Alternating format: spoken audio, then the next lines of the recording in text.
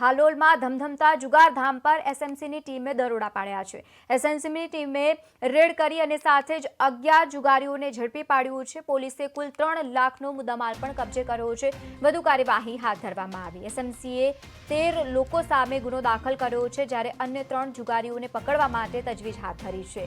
તો જે રીતે માહિતી સામે આવી છે, વધુ એકવાર કાર્યવાહી હાથ ધરવામાં આવી। પંચમહાલમાં એસએમસીએ રેડ કરી હતી અને તે દરમિયાન જુગારધામીઓને પકડી પાડવામાં આવ્યું છે। વધુ કાર્યવાહી પણ હાથ ધરાઈ તો તેની સાથે જ મુદ્દામાલ પણ કબજે કરવામાં આવ્યો। હાલોલમાં ધમધમતા જુગારધામ પર એસએમસીની ટીમ પહોંચી અને દરોડા પાડવામાં આવ્યા। આ વચ્ચે તમને જણાવી દઈએ કે અલગ અલગ લોકોને પણ પકડી પાડવામાં આવ્યું છે, તો તેની સાથે જ મુદ્દામાલ પણ કબજે કર્યો છે।